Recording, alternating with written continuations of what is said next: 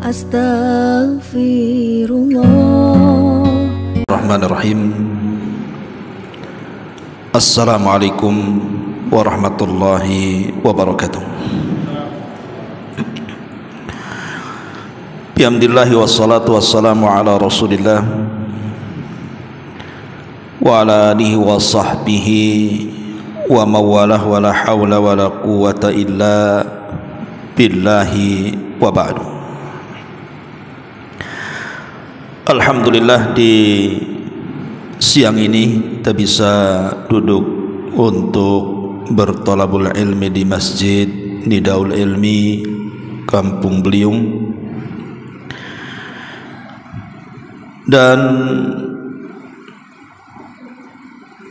tema yang kita akan bahas di siang ini tentang 4 kelompok yang memenuhi bumi. Pembahasan ini diambil dari sebuah hadis yang dikeluarkan Imam Ahmad dan juga Tirmidzi dari hadis Abi Kabsyah Al-Anmari radhiyallahu anhu, di mana Nabi sallallahu alaihi wasallam bersabda, innamad dunya li arba'ati nafarin, sesungguhnya dunia ini diperuntukkan untuk 4 kelompok. Abdun razaqahullahu malan wa ilman fahuwa yattaqi fi malihi rabbahu wa yasilu fihi rahimahu wa ya'lamu lillahi fihi haqqa fahadha min ahsanil manazili indallah. Kelompok yang pertama, kata Nabi, seorang hamba yang Allah subhanahu wa ta'ala berikan rizki berupa harta dan ilmu pengetahuan,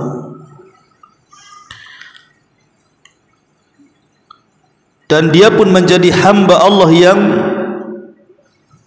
berhati-hati dalam menggunakan hartanya dan senantiasa menyambung kerabatnya, dan dia mengetahui apa yang harus dilakukan untuk Allah subhanahu wa ta'ala,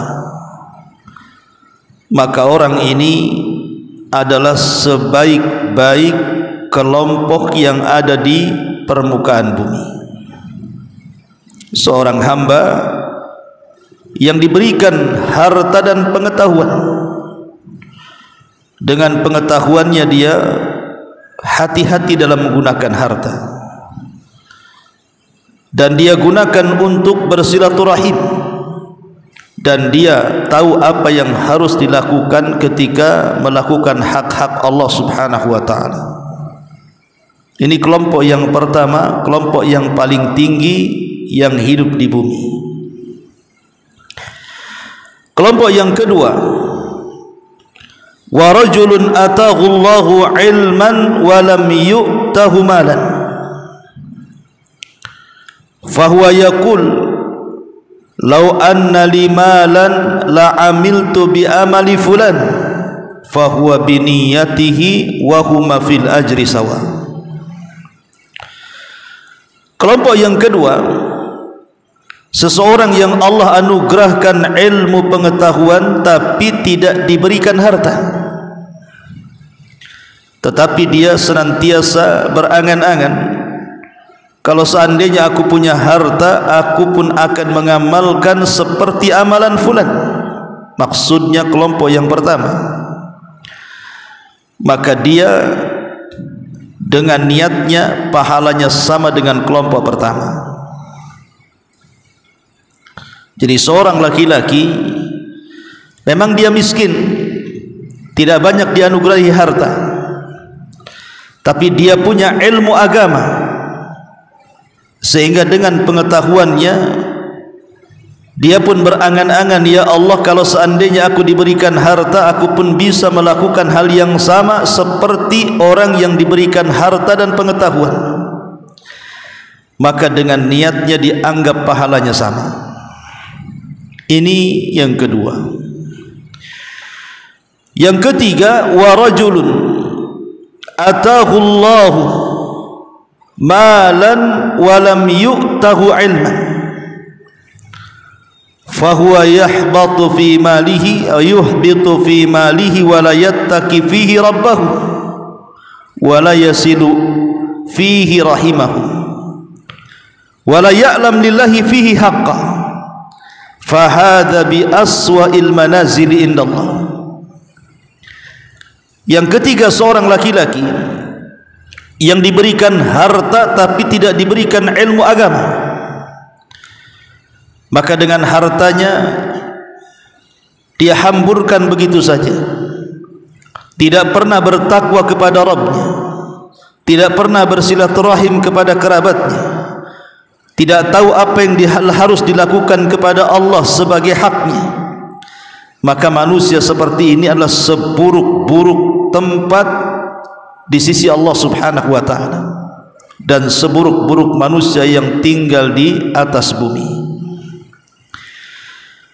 Kemudian yang terakhir, wa rajulun lam yu'tahu Allah, wa rajulun lam yu'tihi Allahu malan wala ilman fahuwa yaqul law anna li malan la amiltu bi amali fulani fahuwa bi niyatihi wa huma fil wizri sawa.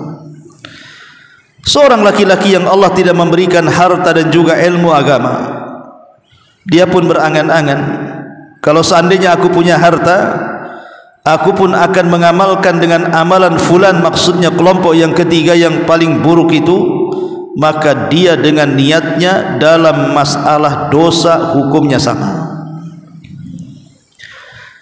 Ma'asyiral muslimat yang dimuliakan Allah Subhanahu wa ta'ala, hadis ini menjelaskan kepada kita tentang 3 kelompok, tentang 4 kelompok,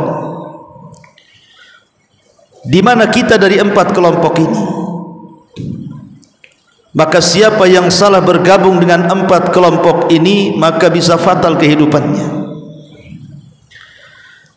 Kelompok pertama dan yang kedua, mereka adalah orang-orang terbaik yang hidup di dunia. Kelompok ketiga dan yang keempat, mereka adalah orang-orang yang paling buruk yang hidup di dunia. Baik, kita akan jelaskan. Kelompok yang pertama disebut alimun ghani. Alimun ghani, orangnya alim, di satu sisi dia juga kaya. Siapa yang tidak ingin alim dan tidak ingin kaya? Semua ingin dua-duanya.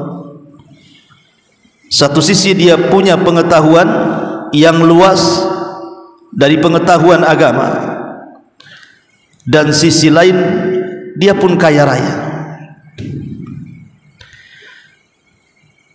Lah, kelompok yang pertama ini adalah kelompok yang paling tinggi kedudukannya di hadapan Allah Subhanahu wa ta'ala. Alimun ghani, orang alim yang kaya. Kenapa?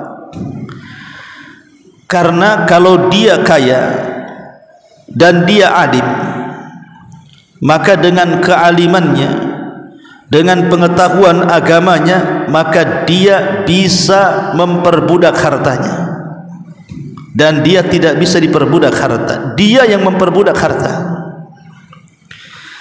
Sehingga dia tahu harus kemana harta ini dibelanjakan, dia tahu harta ini harus kemana dihabiskan, karena dia punya ilmu masalahnya. Sebab kalau seandainya harta yang ia miliki dihambur-hamburkan kepada sesuatu yang tidak ada faedahnya ataupun sesuatu yang diharamkan, dia tahu bahwa ini adalah kecelakaan bagi hidup dia, dan dia akan mendapatkan 2 soalan di hadapan Allah: dari mana kau dapatkan, kemana kau belanjakan. Maka orang yang alim dan kaya ini memang jarang. Kalau orang kaya banyak, tapi orang yang kaya plus alim sedikit. Orang alim juga banyak, tetapi yang menggabungkan alim dan kaya ini memang sedikit sekali. Makanya kalau seandainya Allah anugerahkan, satu sisi kita diberikan kekayaan, sisi lain kita diberikan ilmu pengetahuan agama, maka ini nikmat yang luar biasa, nikmat yang penuh dengan berkah. Karena dengan ilmunya dia tahu mana pintu-pintu kebaikan, dengan pengetahuannya tahu kemana jalan-jalan kebaikan, dan dia pun mengikhlaskan diri kepada Allah Subhanahu wa taala ketika membelanjakan harta itu. Ini yang pertama. Yang kedua, alimun fakir. Orang alim dan fakir. Alim tapi fakir. Masih mending orang alim fakir dibandingkan orang fakir enggak alim. Karena orang alim ini walaupun dia fakir, maka masih ada hal yang bermanfaat bagi hidupnya dari ilmu pengetahuannya. Walaupun boleh jadi dia fakir, dia miskin, tapi dia punya ilmu. Dengan ilmunya dia bisa mendapatkan atau mencapai apa yang dicapai oleh orang yang punya harta. Dengan cara apa? Dengan cara ghibtah. Ghibtah itu berangan-angan seperti orang lain tanpa berangan-angan nikmat orang lain hilang atau berpindah kepada dia, karena itu sifatnya hasad. Ghibtah berbeda dengan hasad. Ghibtah itu kalau ibu punya tetangga orang kaya kemudian haji, punya tetangga kemudian umrah, kemudian ibu katakan, karena ibu sudah ngaji, punya ilmu, ya Allah, kalau aku seperti tetangga saya pun juga bisa umrah, saya juga bisa haji, dan saya akan lakukan. Lah cukup niat seperti itu saja, maka ibu sudah dapat pahala haji dan umrah. Bayangkan ibu tidak harus datang ke Mekah kan, karena tidak ada uang, tapi ibu sudah mendapatkan pahala haji, pahala umrah. Atau orang sebelah korban dengan sapi, ibu ingin korban, tak ada duit, jangankan sapi, kambing pun tak bisa beli, tapi ibu berangan-angan dalam hatinya, aku pun kalau punya uang banyak seperti dia, bukan satu sapi, dua sapi kukorbankan. Maka dengan niatnya kita itu mendapatkan pahala seperti tetangga yang kaya raya, yang dia bisa beribadah dengan kekayaannya. Itu namanya ghibtah. Dari sini ada faedah besar, jangan remehkan amalan hati, jangan remehkan amalan niat, karena terkadang niat itu mengecilkan yang besar dan membesarkan yang kecil. Boleh jadi kita kecil karena kita tidak sanggup, tidak ada harta untuk bersedekah. Boleh jadi kita kecil karena kita tidak sanggup untuk berangkat haji dan umrah. Tetapi niat ini bisa menjadi besar, bisa menjadi pahala yang sama dengan orang yang haji dan umrah. Cukup kita katakan, ya Allah, kalau aku seperti dia, aku pun akan melakukan hal yang sama. Itulah hebatnya amalan hati, amalan yang ringan tetapi pahalanya besar, amalan yang ringan tapi pahalanya segudang. Ma'asyiral muslimat yang dimuliakan Allah Subhanahu wa taala. Kemudian yang ketiga, ghaniyun jahil. Orang kaya tapi bodoh. Jadi kelompok yang ketiga ini di masyarakat adalah ghaniyun jahil. Memang dia kaya, hartanya di mana-mana melimpah, rumahnya megah, kendaraannya mewah, hartanya melimpah, tetapi dia jahil. Dia tidak tahu agama, dia tidak tahu batasan-batasannya. Lah orang yang seperti ini berbahaya, Bu. Orang kaya yang tidak punya ilmu menyetirnya, maka kekayaannya akan memperbudak dia. Boleh jadi dia menjadi hamba dunia, Itulah yang disabdakan Nabi SAW, ta'isa abdu dinar wa ta'isa abdu dirham. Celaka hamba-hamba dinar dan celaka hamba-hamba dirham. Kenapa menjadi hamba uang? Kenapa menjadi hamba dinar dan dirham, menjadi hamba dunia? Karena dia tidak punya pengetahuan, jahil, sehingga harta itulah yang membuat dia jahat. Bukankah Allah Subhanahu wa taala mengatakan, kalla innal insana la yatgha an ra'ahu istaghna? Sekali-kali jangan suka melampaui batas apabila Allah membukakan kekayaan kepadamu. Karena harta itu sirru tughyan, rahasia bejatnya manusia, rahasia jahatnya manusia itu adalah harta. Harta ini tergantung siapa yang pegang. Kalau yang memegang orang baik, orang alim, maka harta ini akan menjadi baik. Tapi kalau seandainya harta ini dipegang orang jahat, orang jahil, maka harta ini akan menjadi jahat. Itulah yang dikatakan Nabi SAW, malun salih li rajulin salih. Harta yang baik itu kalau pemegangnya baik. Harta itu menjadi jahat kalau yang memegang orang jahat. Lihat, gara-gara harta, gara-gara harta seseorang menghambur-hamburkan hidupnya bergelimang dengan kemaksiatan, minum khamar, berzina, narkoba, dugem, setiap malam menghambur-hamburkan biaya. Untuk apa? Belum lagi dengan harta menyakiti orang, nyewa preman untuk menyakiti orang. Dengan harta dia bisa semena-mena merendahkan manusia, menyakiti manusia. Itu karena yang megang orang jahil. Tapi kalau yang megang orang alim seperti kelompok yang pertama, tentu pasti dia akan menggunakan harta itu di jalan Allah Subhanahu wa taala, digunakan untuk bertakwa, digunakan untuk membantu saudaranya, digunakan untuk hak-hak Allah seperti zakat dan sedekah, dan begitu seterusnya. Ini kelompok yang ketiga ini, ghaniyun jahil. Orang kaya yang jahil adalah seburuk-buruk tempat di sisi Allah Subhanahu wa taala, karena dipastikan dia akan menghambur-hamburkan hartanya di jalan syaitan. Mengeluarkan harta itu kan ada 3 macam. Ada yang sifatnya tercela, ada yang sifatnya terpuji, ada yang sifatnya mubah. Kalau sifatnya tercela, itulah orang-orang yang menghambur-hamburkan harta bukan untuk ketakwaan dia kepada Allah, bukan lebih mendekatkan dia kepada Allah, justru digunakan untuk kemaksiatan kepada Allah, berpesta pora, mabuk, zina, narkoba dan yang semacamnya. Yang kedua, mengeluarkan harta dengan cara terpuji, terpuji secara syar'i. Dengan hartanya dia menolong anak-anak miskin, anak-anak fakir, anak-anak yatim. Dengan hartanya dia membangun masjid, dengan hartanya dia membangun pesantren, dengan hartanya dia membantu janda-janda yang tidak mampu dari orang-orang tua.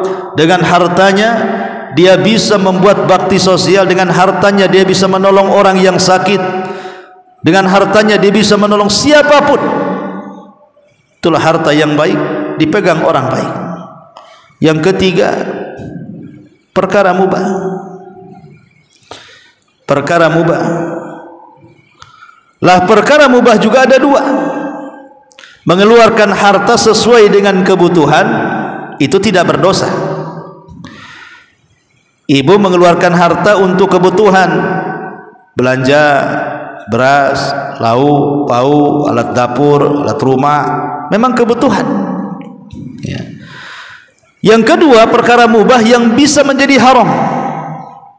Ketika perkara mubah ini sampai kepada berlebihan atau disebut dengan israf atau tabdzir, yang sering saya jelaskan apa israf atau tabdzir itu. Memang yang dibeli mubah, tetapi menjadi berdosa ketika berlebihan, yang disebut dengan tabdzir. ataupun israf. Ibu beli makan banyak-banyak, tapi kemudian lebih banyak yang dibuang ke tong sampah dibandingkan yang masuk ke perut. Itu mubadzir, Bu. Lah inilah perkara mubah menjadi haram jadinya. Makanya kemudian seorang yang kaya tapi jahil, dipastikan dia lebih banyak mengeluarkan hartanya di jalan yang sangat tercela. Ini yang ketiga. Yang keempat, yang terakhir, kelompok yang keempat adalah seorang fakir jahil. Sudah fakir jahil. Ini yang apes, ya. Kalau kaya masih mendingan kan, Bu, ya. Ini sudah miskin bodoh. Apa ndak apes orang kayak gini nih? Yang lebih parah lagi, sudah miskin bodoh kemudian bercita-cita pula, kalau saya seperti orang kaya sebelah itu, oh enak kali ya, dia bisa beri narkoba sesuka dia, dia bisa berzina sesuka dia, dia bisa minum khamar sesuka dia, bisa judi sesuka dia, bisa ini, bisa itu. Maka niat itu yang menjadikan dia memiliki dosa seperti orang yang ketiga. Dia tidak berzina, tapi dia menanggung dosa zina. Coba bayangkan, Bu, orang ini tidak berzina, tapi dia mengatakan, saya kalau kayak tetangga sebelah kaya raya, dia bisa berzina, saya pun bisa kok. Akhirnya dia dapat dosa zina, padahal nggak berzina. Kemudian memandang tetangganya yang kaya lagi, enak kali ya, dia kaya bisa ngisap narkoba. Dia tidak ngisap narkoba, tapi dia dapat dosa ngisap narkoba. Coba bayangkan, hanya ngomong begitu saja. Dia mandang lagi orang kaya di depannya, enak kali orang kaya depan itu ya. Kenapa? Enak dia, kalau ada apa-apa sewa preman pukuli orang. Nah, dia nggak sewa preman, nggak mukulin orang, tapi dia bawa dosa mukulin orang. Padahal dia nggak ngapa-ngapain, hanya melamun saja. Nih bayangkan, Bu, melamun ini hati-hati. Ya, ada melamun yang dapat pahala besar, ada melamun yang dapat dosa besar. Makanya ingat, Bu, melamun boleh, tapi jangan kemudian melamunnya justru mendapatkan dosa besar. Melamun kayak ingin seperti si Anu yang kaya, yang begini, yang begitu, dia tidak sadar dia sedang berbuat dosa sama dengan yang orang kaya jahil itu lakukan. Kalau hendak melamun berangan-angan seperti orang yang pertama lah, atau minimal yang kedua, supaya kita mendapatkan pahala. Ma'asyiral muslimat yang dimuliakan Allah Subhanahu wa taala, baik kita akan mengupas sedikit demi sedikit tentang faedah dari 4 kelompok ini. Jadi ada orang alim kaya, ada orang kaya, ada orang fakir alim, ada orang kaya jahil, dan ada orang fakir jahil.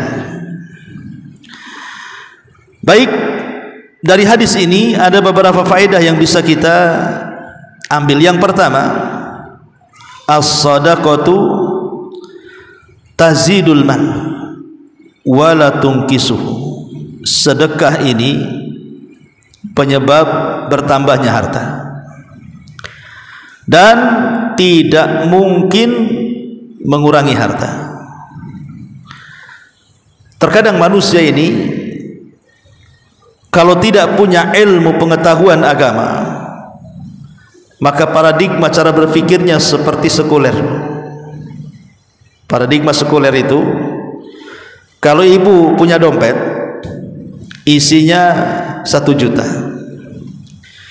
kemudian ibu sedekahkan 100.000, kalau paradigma sekuler mengatakan berarti hilang 100.000 dari dompet dan sisa 900. Itulah paradigma sekuler namanya. Tapi kalau paradigma Quran berbeda, Bu.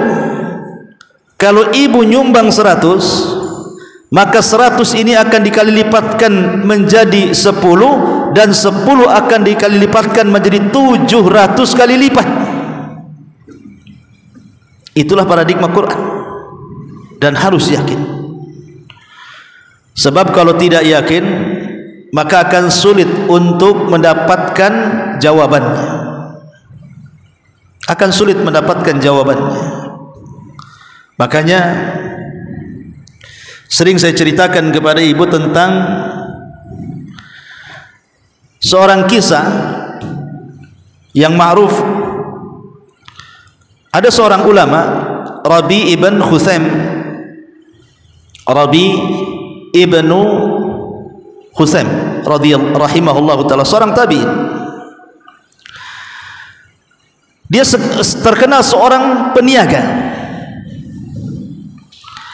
dan perniagaannya itu selalu lancar, tidak pernah ada ruginya. Rupanya rahasianya karena banyak bersedekah. Kemudian anak pamannya ingin meniru Rabi ini. Dia pun seorang peniaga. Setelah mendapatkan rahasianya kenapa orang ini bisnisnya lancar, ketahuannya karena dia banyak sedekah, akhirnya dia pun meniru. Mulai dia banyak sedekah. Anehnya usahanya tak lancar-lancar, padahal sama-sama sedekah tuh. Akhirnya ditanya, kok kamu sedekah lancar usahamu, saya sedekah juga kok tidak lancar usahaku, katanya. Maka dijawab, aku bersedekah karena aku yakin bahwa dengan sedekahku Allah akan tambah rizkiku. Tapi engkau bersedekah, engkau tidak yakin karena engkau hanya coba-coba saja. Kan engkau hanya coba-coba saja. Cobalah sedekah, mudah-mudahan benar. Cobalah sedekah, mudah-mudahan betul dilipat gandakan. Kalau ibadah tidak disertai keyakinan, hanya coba-coba, maka tidak ada pengaruh dalam kehidupan. Tapi yakinlah, kalau kita yakin seyakin-yakinnya bahwa sedekah itu bisa menambah harta, pasti Allah akan lipat gandakan. Bukan hanya secara pahala, tapi secara materi juga Allah Subhanahu wa taala akan berikan. Ini faedah yang pertama dari hadis ini. Kemudian faedah yang kedua dari hadis ini adalah karena begini, Bu, ya. Hadis ini kan menceritakan tentang orang-orang yang membelanjakan harta dengan cara yang baik, dengan membelanjakan harta dengan cara yang buruk. Orang-orang yang membelanjakan dengan cara yang baik karena ilmu agama yang dimilikinya, dia yakin itu adalah sebuah kebaikan, maka ini sebaik-baik manusia. Tapi ada orang yang membelanjakan hartanya untuk keburukan dan dia jahil, dan ini seburuk-buruk manusia. Makanya kemudian kita bercerita tentang soal membelanjakan harta. Orang yang alim, orang yang tahu, ketika dia membelanjakan harta atau menyedekahkan harta, dia yakin bahwa harta itu bisa bertambah dan tidak mungkin berkurang, karena Rasul mengatakan, "Ma naqasa min malin sadaqah." Tidak mungkin harta sedekah itu akan berkurang. Yang kedua, mudha'afatul ajr. Mudha'afatul ajri. Orang yang selalu bersedekah, maka Allah Subhanahu wa taala akan lipat gandakan pahalanya. Allah akan lipat gandakan pahalanya. Karena Allah Subhanahu wa taala mengatakan, wa aqradullaha qardan hasanan yudha'ifu lahum wa lahum ajrun karim. Siapa yang berniaga dengan Allah, maka Allah akan melipat gandakan kebaikannya. Jangan takut. Orang yang mengeluarkan hartanya di jalan Allah itu, pasti Allah akan lipat gandakan kebaikannya. Yang ketiga, Allah akan angkat derajatnya, dan Allah akan jauhkan dari segala al-balaya wal qurb. Segala musibah-musibah, bencana-bencana, cobaan-cobaan itu akan diangkat dengan sedekah. Ingat Rasul mengatakan tadawau mardhakum bis sadaqah, obati orang yang sedang sakit kalian dengan sedekah. Artinya sedekah bisa menghilangkan bala. Belum lagi kemudian dengan sedekah ini bisa menggugurkan dosa dan juga memadamkan kesalahan-kesalahan. Belum lagi dengan sedekah ini harta kita akan menjadi semakin berkah lagi. Dan begitu seterusnya, banyak di antara faedah-faedah dari amalan orang yang bersedekah. Kemudian yang kedua, as-sabru 'alal masaib izzun wa syarafun. Sabar ketika menghadapi musibah itu sebuah kemuliaan dan kehormatan bagi seorang muslim. Karena di sini kan kelompok kedua, dia fakir tapi dia punya ilmu, sehingga dengan ilmunya dia tidak mempermasalahkan kefakirannya.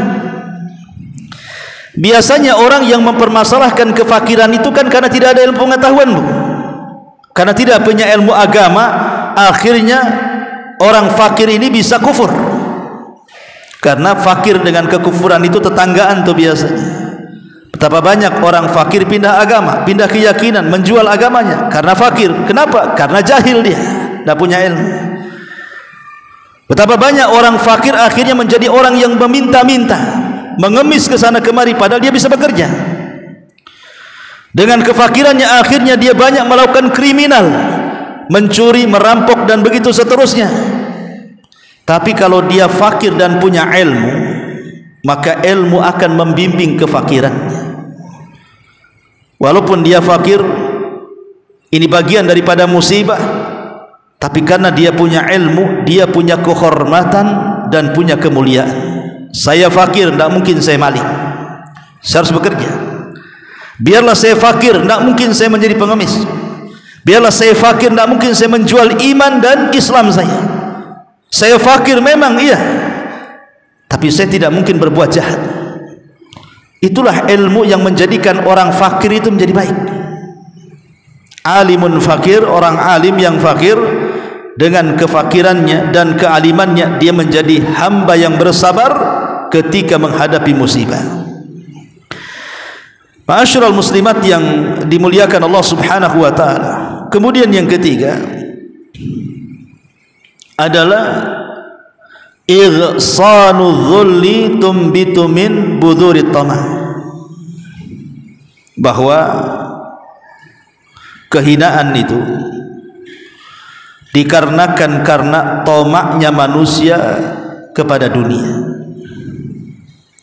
Orang yang kaya tapi tidak punya ilmu, sehingga dia tidak bisa memanage hartanya dengan baik, maka semakin kaya manusia tidak akan semakin puas dengan kekayaannya.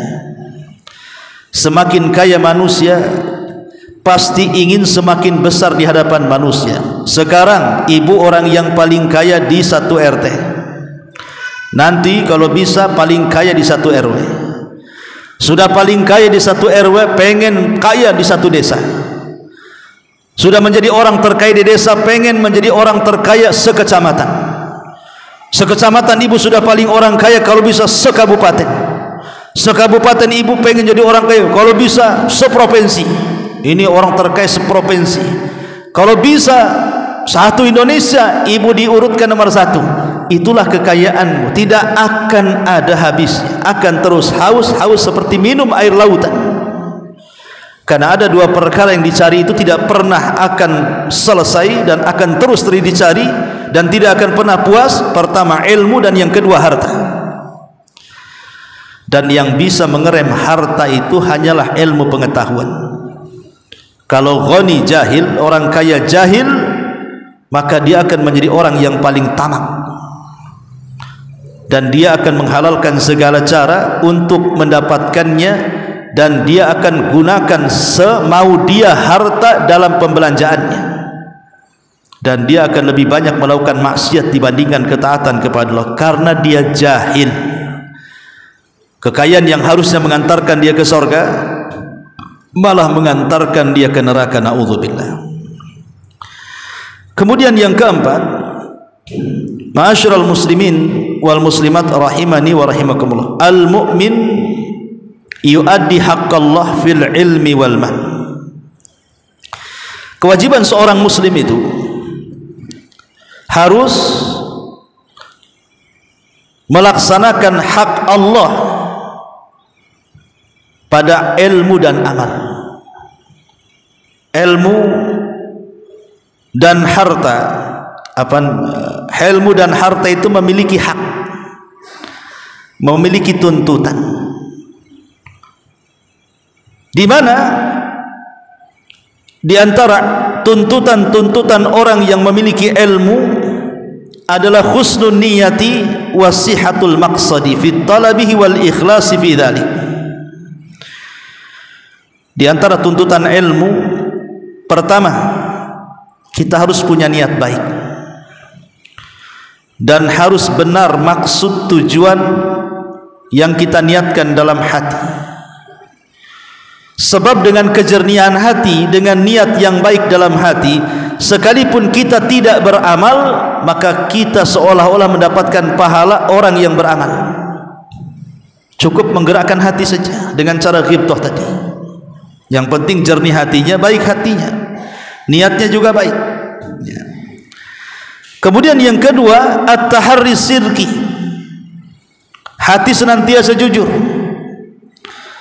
Jadi kalau ingin kita mendapatkan amalan hati seperti amalan badan tanpa harus beramal, selain baik niat dan benar maksud, ditanamkan juga kejujuran. Memang jujur, karena kalau orang tidak jujur, awalnya niatnya baik, setelah dapat harta berubah pula dia. Kan betapa banyak orang yang seperti itu, Bu. Awalnya duduk temenung, angan-angan, nengok masjid di Darul Ilmi, belum selesai kan, terduduk dia mandang masjid. Cobalah saya jadi orang kaya, saya selesaikan tuh masjid itu 2 lantai. Setahun kemudian betul jadi orang kaya. Adalah kemudian uang untuk membangun, tak jadi, Bu. Kenapa? Rumah belum di lantai 3, kalau perlu lantai 10. Itulah terkadang angan-angan kalau tidak diiringi dengan kejujuran, itu bisa berubah. Makanya niat baik saja tidak cukup. Kata ulama harus ada taharris sidqi, kejujuran yang melekat dengan baiknya niat itu. Jangan sampai berubah. Ya. Ma'asyiral muslimat yang dimuliakan Allah Subhanahu wa taala.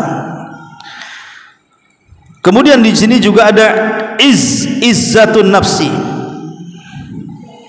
Bahwa di antara hak ilmu adalah izzah, memiliki kemuliaan, memiliki kehormatan.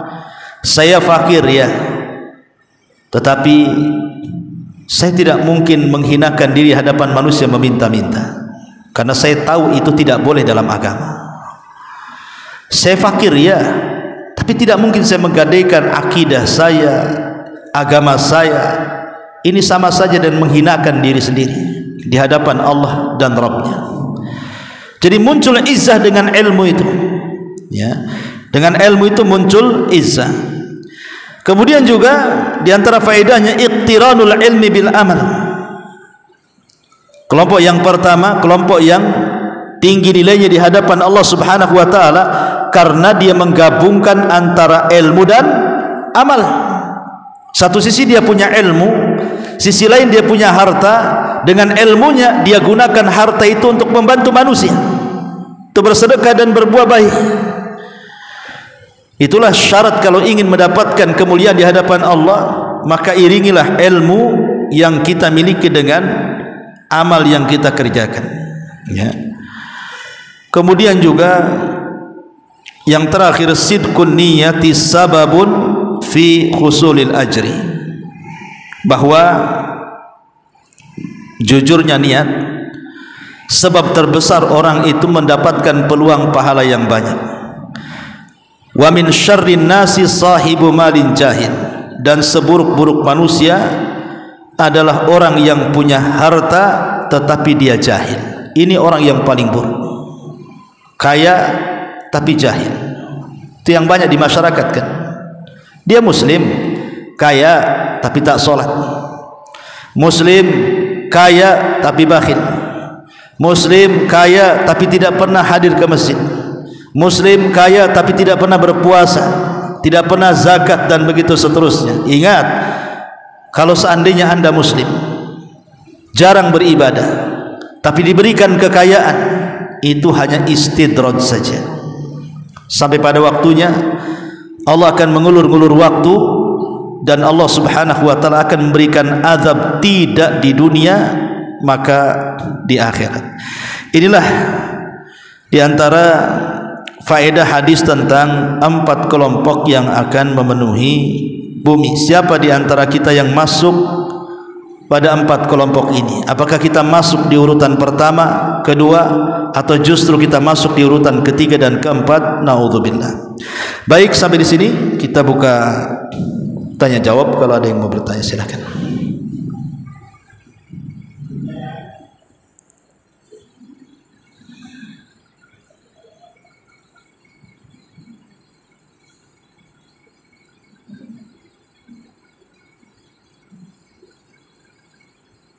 Kalau enggak ada, kita tutup. Subhanakallahumma bihamdika asyhadu an la ilaha illa anta astaghfiruka wa atubu ilaik. Wallahu ta'ala alam. Assalamualaikum warahmatullahi wabarakatuh.